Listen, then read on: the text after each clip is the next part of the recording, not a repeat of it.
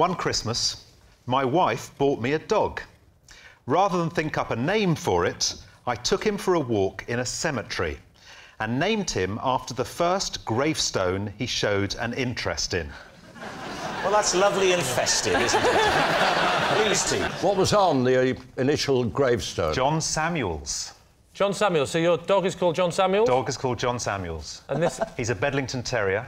They're sort of, do you know, they've got curly hair. Was it chosen, the curly-haired dog, for any specific reason, Stephen? No, I can't think of a reason why I'd choose a curly-haired dog. This dog, has it got big gnashers?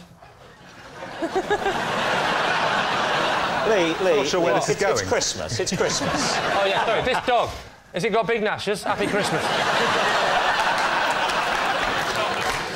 What time of day do you tend to walk your dog in cemeteries, Stephen? Well, he was only a puppy, so I was actually carrying him, so it wasn't really a walk. So how did he show interest if you were carrying him? Did he leap from your arms? He wagged his tail.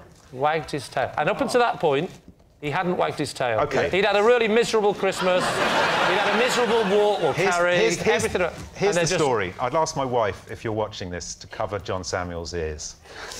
We told him it was the one he showed an interest in, but his ears covered, had secretly decided it was going to be the first one inside the gate. He thinks it's because he wagged his tail, but actually it was the first... He thinks it's because he wagged his tail. Yeah. Think about what you're saying, Steve. He thinks Have you had a chat with him? Wait till he finds out he was adopted. He's going to... Tell us about the lovely, heartwarming scenario on Christmas morning when Mrs. Mangan whipped out a puppy for you. I mean, was it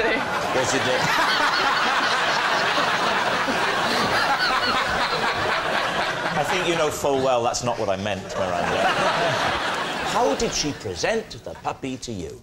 The puppy came with her parents. Wow, that's a hell of a present. Yeah, exactly. Was it a special offer? They were coming round to ours for lunch, and they brought the puppy in a little basket with a bow round its neck. Oh, that's lovely. And a big sign saying, "To Stephen." Honestly, Stephen, how much did you want the dog? A lot. I've always wanted a dog. My mum never let us have animals.